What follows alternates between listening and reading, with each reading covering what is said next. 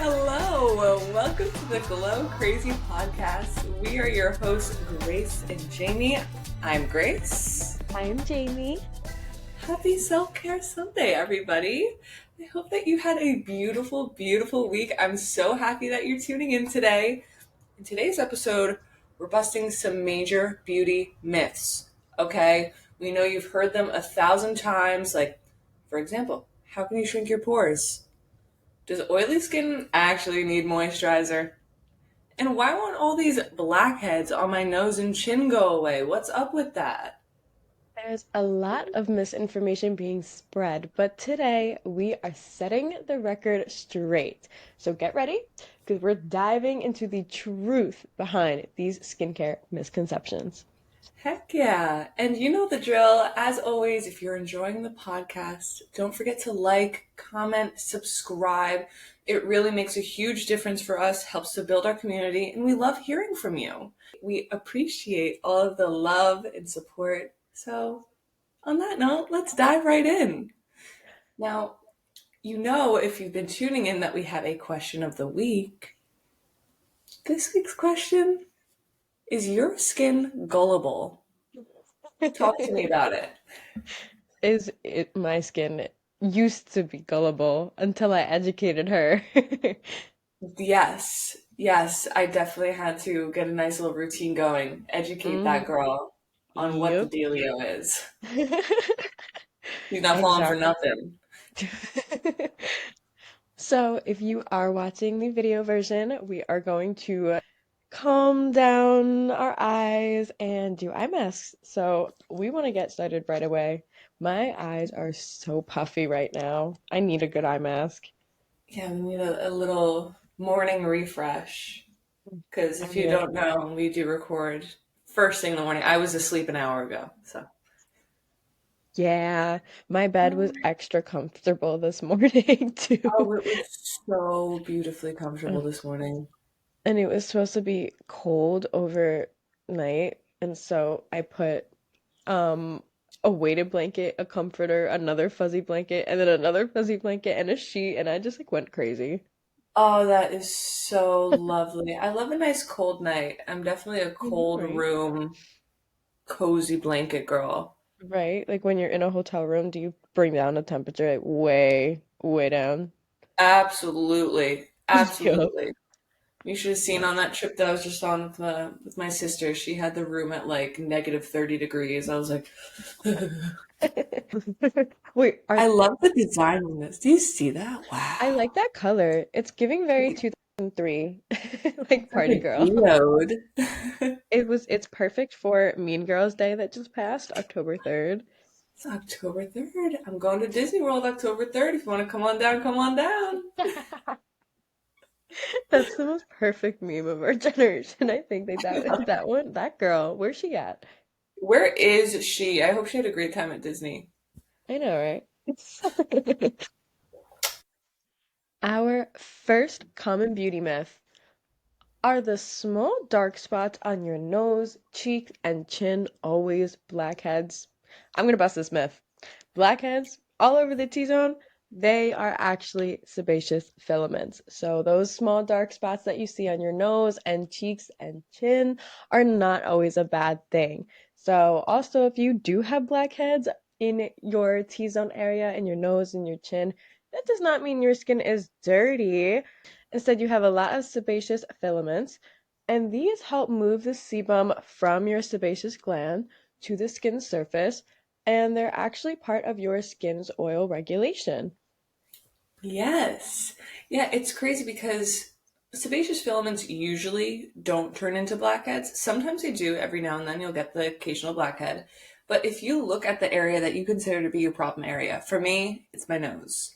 If you look at those pores and they are clear, yellowish, beige, that kind of color, that's a sebaceous filament, not a blackhead. Yep. So, what makes it a blackhead is if it oxidizes and turns dark. It is a type of clogged pore that forms when dead skin cells combine with excess oil and debris in the pore lining. And then, if that sebum is in the pore lining that's exposed to oxygen, that is the determining factor. So I literally did this the other night, but I was looking at my skin, hyperfixating on it, and I saw a pore. And I'm totally going to tell you right now to do not do this. Do not go in with your magnifying mirror and clear out your nose and your chin and your cheeks. Don't do that. You're potentially causing a lot of breakage and damage to your follicle. Did I do that the other day? Absolutely. But did I get my pore out because I could professionally extract? Yeah. Oh yeah. And But don't do that. that's Don't do it at home. that's the thing about sebaceous filaments because you take it out and it's so satisfying and it's like, all right, yeah, we got that pore clean, and then give it just a few weeks, it's filled back up with all that debris. So Mhm. Yeah, do yeah, it don't do that. exactly. Yeah. Do the same as we do again. But yeah, they're a normal part of the skin's function, and although you can't completely get rid of them, there are ways to decrease their visibility. You can exfoliate regularly. There are different ingredients that you could use: niacinamide, salicylic acid. I think that we busted that myth. Oh, that myth is busted. She's busted. She's She is. exposed. Oh We showed yeah, her true colors. she's like this on stage. She's like,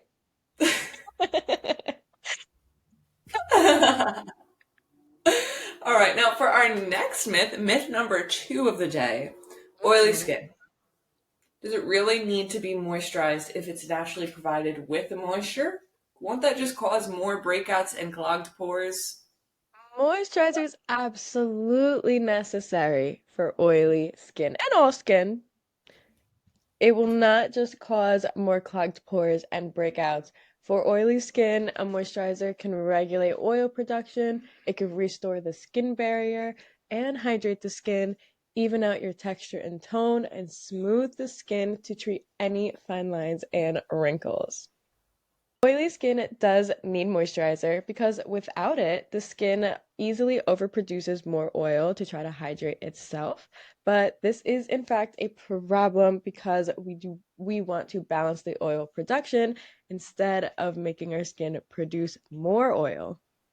Yes, and I'm very familiar with that idea because I remember in my high school years, I did not apply that moisturizer regularly. And then I would get home from school, grease ball. Because my skin's like, oh gosh, she's dehydrated. Let's produce as much as humanly possible. Oh my gosh. Did you used to carry carry around the oil blotting patches? Because I did too. Oh gosh, I remember my grandmother had them once, and I messed around with them, like definitely messed up my skin's barrier. But thankfully, my mom was like, "You're not getting those. Let's Oh my God, stay away wait, from the oil blotting absolutely. strips." Ooh. I had two on my face. I was like, why is this one so big? That makes a lot more sense. I was like, wait, I'm playing with this too much. That's because That's there's two so on funny. it. I don't even care if we keep that in. That was really funny. Yeah. Like, huh? I'm like, wait. Okay. And it's funny because Anyway. on my screen you're super, super blurry, so I couldn't quite tell what was happening. I thought there was like a hair in your mask or something. You. Gross. Okay, so since we shouldn't skip moisturizer, what should we do to keep our oil production balanced? Oh my gosh, I have a few answers for you, Jamie. Favorite. So, first of all, it's really important to cleanse your skin up to 2 times a day. You don't want to Mhm. over cleanse because that could just bring us back to square one, over dry you, cause you to produce more oil. Along with that, it could be good to use a foaming cleanser. And if your skin likes salicylic acid, a foaming cleanser with that salicylic acid might be a good option for you. Mm-hmm. That's a good answer. If you are using a moisturizer, which not if, when, when you use your moisturizer, use a non-comedogenic one, which means something that's not going to clog your pores, clog your comedones. A gel-based moisturizer will prevent that greasy finish that you may want to avoid. If you have oily skin, maybe you don't want to come off as oily, maybe you want to be a little bit more mattifying, but make sure that these products do not have any harsh ingredients such as alcohol that could strip your skin's barrier. We want gentle products. Yes, that's the way to do it. Just treat your skin with kindness. Also, Hmm. focus on that hydration again to prevent your skin from overproducing oil. And if you're practicing these sorts of habits, you give it a good 3 to 6 months of consistent repetition, and you see no change, it may be worth it to visit your doctor. Have a little talk with your doctor to see if there's an underlying problem or perhaps a dietary issue that's causing your skin to produce more oil. Diets high in dairy and sugar have been shown to possibly cause more oil in certain individuals. So it's best to get specific details on that from your doctor. Hmm. Great note. I was thinking before we were recording, I was like, oh my God, we're gonna be like the Ghostbusters this episode, but instead of having the backpack with the machines, we're like running after people with pimple patches. Yeah, yeah, You know what I mean? Like, I yeah, was like, for real. That's so funny. Yeah. Yep. Like a microdermabrasion tool, like the vacuum. Yeah. Like our hydrofacial with the suction, and we're like, rah! Yeah, yeah, yeah. That's so good. That's so So, good. our final topic of the day is, can you shrink your pores? Which is probably the one you're most familiar with. Yeah, because I hear that phrase, just shrinking your pores, Mhm. constantly. It feels like, how can I shrink my pores? All the time. Whatever. So, Mhm. long story short, you can't open, close, shrink your pores, but you can improve their appearance. You're not a Absolutely. lost cause. Hmm. Yeah, first of all, pore size is genetic. So changing the size of them is actually physically impossible. But like you said, you can treat the appearance of your pores by decreasing your sebum production. Yes, because pores do not have muscle contraction, which means they can't be tense and then relaxed. So they can't open and close. Like if you were to flex your arm, Yeah, guns, guns, the gun yeah, maybe that show. should be a thumbnail. Gun crazy instead of glow crazy. Yeah, that way. The spot is that way. What the spot is that way.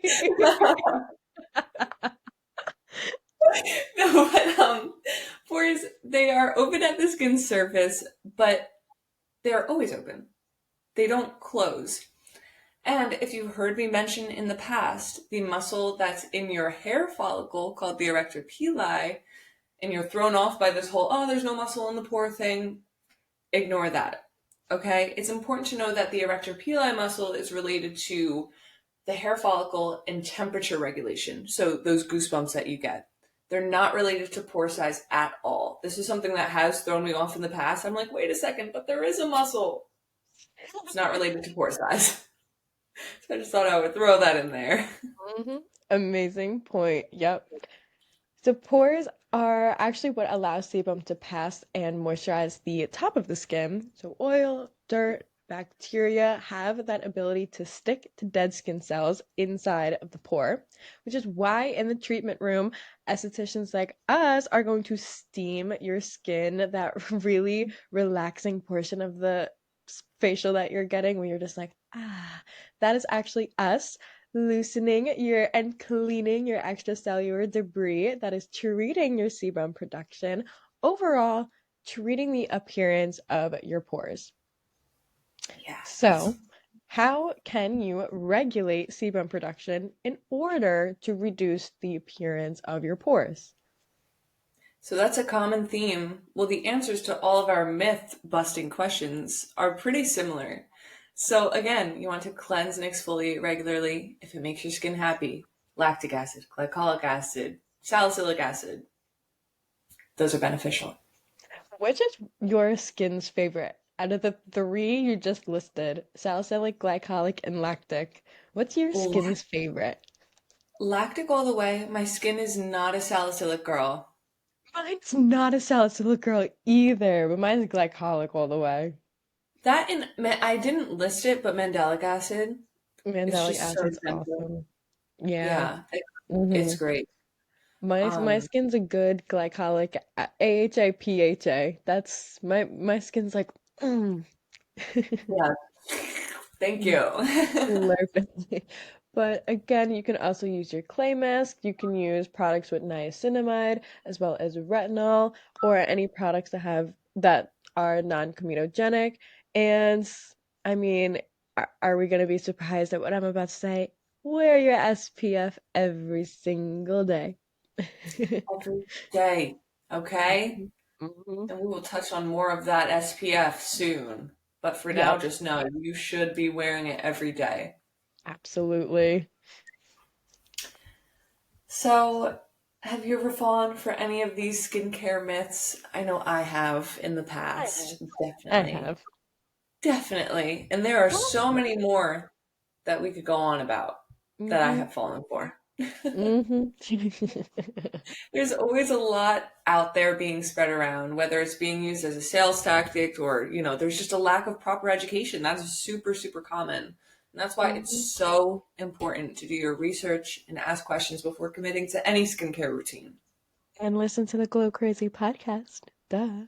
Let's go. Hello. Like, duh. So, as always, we want to hear from you. So, please comment down below any myths you want us to bust or anything that you've learned along the way of your journey, of your own skincare journey, or of this episode. And again, just remember to like, share, subscribe, follow us on all platforms and our social medias in the description below.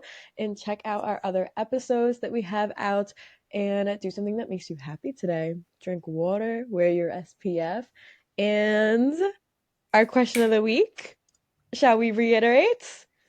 Is your skin gullible?